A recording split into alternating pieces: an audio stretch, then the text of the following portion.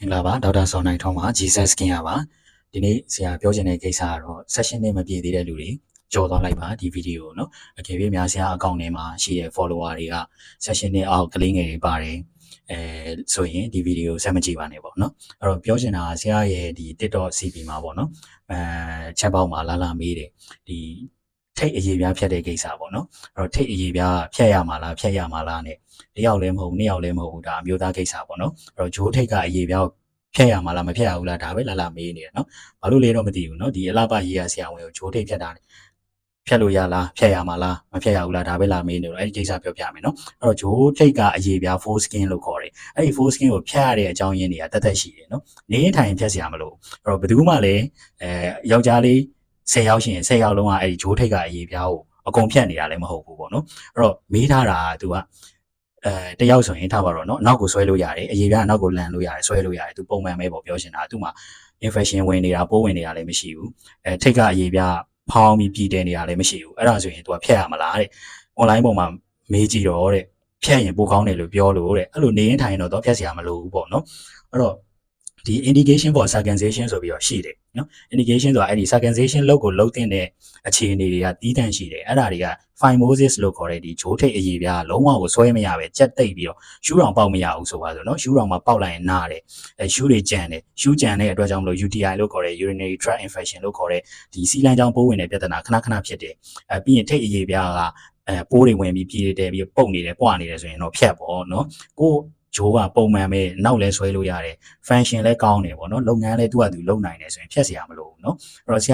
ရာတို့လည်းဖြတ်ထားတာမဟုတ်ဘူးသူ့ဟာသူပုံမှန်ပဲအရေးပြားနောက်ကိုဆွဲလိုက်လို့ရတယ်နော်အဲ့တော့ကလေးရတာမရတာလဲအဲ့ထိတ်အရေးပြားဖြတ်တာမဖြတ်တာနဲ့မဆိုင်ဘူးနော်အဲ့တော့အဲ့ဒါလေးသိစေချင်တာပေါ့နော်ယောက်ျားလေးအဲ့ဒီထိတ်ဖြတ်ကိုဖြတ်ရမယ်ဆိုတဲ့အစွဲကဘသူကထည့်ပေးလိုက်လဲတော့မသိဘူးအဲ့ဒီအတွေးတွေနဲ့လာမေးကြတယ်ပေါ့နော်အဲ့ဒါကြီးကမလို့ခုနပြောသလိုပဲအရေးပြားဖြတ်ရတဲ့ကိစ္စတွေရှိတယ်အဲ့ကိစ္စတွေကလည်းဆရာတို့ဆေးရုံတွေမှာခွဲစိတ်ထုခုဆရာဝန်တွေနဲ့တွားတိုင်ပင်လို့ရတယ်နော်အကယ်၍ကိုကမဟုတ်ဘူးဖြတ်ကိုဖြတ်ချင်တယ်ဆိုရင်လည်းအပြင်ဆေးကန်းတွေမှာဒီတစ်ခါသုံးကိရိယာလေးတွေနဲ့ဂျိုးထိတ်ကိုဖြတ်လို့ရတယ်နော်ဘာလို့ဒီအလှပဆရာဝန်တွေကိုလာပြီးတော့မေးကြတာလဲတော့မသိဘူးနောက်တစ်ခုလည်းရှိသေးတယ်နောက်တစ်ခုကကျတော့ဒီအမျိုးသမီးကိစ္စပေါ့နော်ချက်ပေါက်မှာလာမေးတယ်အမြဲတမ်းပဲတစ်ပတ်ကို2ယောက်3ယောက်ဆရာလိပ်ပြဖြတ်လာတယ်နော်အဲ့တော့လိပ်ပြဖြတ်လာလာမေးတယ်အဲ့လိပ်ပြလည်းဘာကိစ္စဖြတ်ချင်ကြမှန်းကိုမသိတာနော်အဲ့တော့မေးကြည့်လိုက်ရင်အိမ်တော်ကြီးတာယာခြင်းလို့ဘာလို့ညာတော့နော်အဲ့လိုအဲ့ဒီဘာမှမဆိုင်တဲ့နော်အကြောင်းပြချက်တွေပေါ့လေနော်အဲ့တော့ဒီ labia plasty လို့ခေါ်တယ်လိပ်ပြဖြတ်တယ်ဆိုတာ labia plasty ဆိုတာကလည်းသူ့ရဲ့ indication ဖြတ်တဲ့အကြောင်းအရာတွေရှိတယ်ပေါ့နော်ခုနကတော့ aesthetic concern ကလည်းတစ်မျိုးပေါ့ aesthetic concern ဆိုတာမိမိရဲ့စိတ်အရာကိုယ့်ရဲ့ဒီလိပ်ပြကမလှဘူးလို့ထင်လို့ဖြတ်တာတပိုင်းပေါ့နော်အဲ့တော့နေထိုင်တော့လိပ်ပြဖြတ်เสียမလို့ဘူးနော်လိပ်ပြလည်းပဲအချိန်မှာဖြတ်ရလဲဆိုခုနကတော့ဂျိုးထိတ်နဲ့အတူတူပဲပိုးဝင်တယ်ခဏပိုးဝင်တယ်တန်ရှင်းလောက်ရတာခက်တယ်ပြီးရင် asymmetry လို့ခေါ်တဲ့ဟိုဘက်ဒီဘက်အရန်ကိုကြည့်ရဆိုပြီးမညီတာပေါ့နော်ဥမာတစ်ဖက်ကကြည့်တယ်တစ်ဖက်ကသေးတယ်ဆိုရင်တော့ညှိပြီးဖြတ်လို့ရတယ်နော်ပြီးရင်ဆရာတို့ကဒီတူလဲတူပဲ UTI လို့ခေါ်တဲ့ဒီစီးလမ်းကြောင်းပိုးဝင်တဲ့ပြဿနာခဏပေါ့စီးပူစီးကျင်စီးအောင်တာခဏဖြစ်တယ်ဆိုရင်တော့ဒီလိပ်ပြဖြတ်တဲ့ကိစ္စကိုစဉ်းစားလို့ရတယ်နော်အဲ့တော့ပြီးရင်အဓိကတော့ဆရာတို့ပေါ့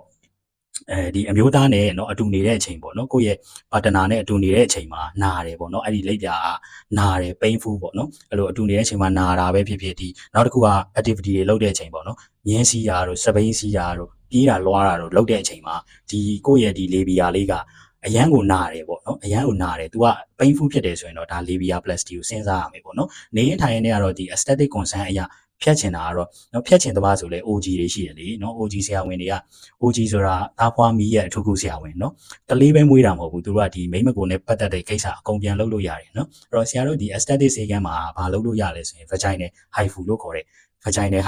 တဲ့ဒီမိမကိုပေါ့နော်ဒီမိမကိုပြန်ကျင်းအောင်လုပ်တဲ့ ultrasound နဲ့ laser ပြစ်လို့ရတယ်ပေါ့နော် ultrasound ပြစ်ပြီးတော့ဒီမိမကိုနံရံကိုပြန်ပြီးတော့တန်မအောင်ကျင်းအောင်လုပ်လို့ရတယ်အဓိကတော့ကလေးမွေးပြီးသွားတဲ့မိခင်တွေရိုးမွေးလိုက်တဲ့မိခင်တွေမှာမွေးလမ်းကြောင်းကျယ်သွားတယ်ဆိုရင်ဆရာတို့ကဒီ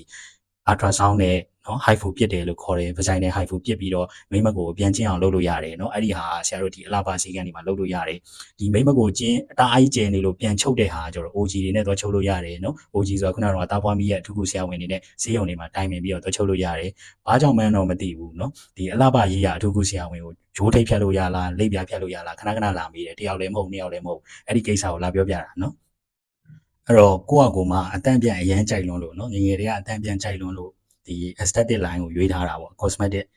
line ကိုရွေးထားတာနော်အဲ့တော့အလှပရေးရအထူးကိုတေချာကိုဘွဲလုံယူပြီးတော့တေချာဒီအတန့်ပြန်ကြိုက်လွန်းလို့နော်ဒီ line ကိုရွေးထားပါတယ်ဆိုနေမှဆရာဂျိုးထိပ်ဖြတ်လို့ရလားဆရာလိပ်ပြဖြတ်လို့ရလားနဲ့ဒါတွေပဲလာပြီးတော့လောက်ခိုင်းနေတာနော်အဲ့ဒါတွေဆရာလုတ်မပေးပါဘူးနော်လုတ်မပေးပါဘူးအဲ့တော့ဂျိုးထိပ်ဖြတ်ချင်ရင်ဆေးရုံတွေမှာဆိုရင်ခွဲစိတ်ထူးခုဆရာဝန်တွေနဲ့ပြလို့ရတယ်အပြင်ဆေးကန်းတွေမှာတစ်ခါတော့စက်ကရိယာလေးနဲ့ဖြတ်လို့ရတယ်နော်လိပ်ပြဖြတ်ချင်တယ်ဆိုရင်တာဖွားမီရဲ့ထူးခုဆရာဝန်နဲ့တော့တိုင်မင်းကိုယ့်ရဲ့လိပ်ပြဘာဖြစ်နေရလဲအကြောင်းအရာရှိရမယ်နော်အဲ့တော့ဒီလိပ်ပြဖြတ်လိုက်လို့ကိုယ့်ယောက်ျားပို့ပြီးတော့ကျမကိုအများကြီးအရင်အထက်ပိုချစ်လာပါတယ်ဆိုတဲ့အမျိုးသမီးတွေရှိရင်ဆရာရဲ့ဒီဗီဒီယိုရဲ့အောက်မှာ comment လာမှနော်အဲ့တော့ခင်ဗျားတို့ရဲ့အဲ့ဒီအမျိုးသမီးတွေပေါ့နော်ကိုကလိပ်ပြဖြတ်လိုက်လို့ကိုယ့်ယောက်ျားကိုအရင်အထက်အများကြီးပိုချစ်လာပါတယ်ဆိုတဲ့အမျိုးသမီးတွေရှိရင် comment လာမှန်းလိုက်ခင်ဗျားတို့ရဲ့ခင်မွန်းတယ်နော်ခင်ဗျားတို့ရဲ့အမျိုးသားကိုဆရာစုပေးခြင်းလို့နော်နောက်တစ်ခုကကျတော့အဲ့ဒီထိတ်ဖြတ်တဲ့ကိစ္စပေါ့နော်ဂျိုးထိတ်ဖြတ်တဲ့ကိစ္စဂျိုးထိတ်ဖြတ်လိုက်လို့ဒီပြောရရင်နော်ဒီအင်္ဂါကနော်ကြီးသွားတယ်ဆိုတဲ့ယောက်ျားတွေပေါ့နော်အင်္ဂါရှည်ထွက်သွားတယ်ဆိုတဲ့ယောက်ျားတွေရှိရင်လေဆရာခုံမှန်းလာမှန်းနော်ဂျိုးထိတ်ကယောဂဖြစ်လို့နောက်ကိုဆွဲမရလို့အိုးဝင်ပြည်တယ်လို့ဖျက်တာတပိုင်းနေရင်ထိုင်ဒီဂျိုးထိတ်ကိုအကောင်းကြီးကိုဖျက်ပြီးတော့ဒီအင်္ဂါကရှည်ထွက်လာတယ်ဆိုတဲ့ယောက်ျားတွေရှိတယ်အမျိုးသားတွေရှိတယ်ဆိုရင်လေအဲ့ဒီညီကိုတွေဆရာဒီဗီဒီယိုရဲ့အောက်မှာ comment လာမှန်းလိုက်နော်ဆရာစုပေးမယ်နော်ကျေးဇူးများတင်ပါတယ်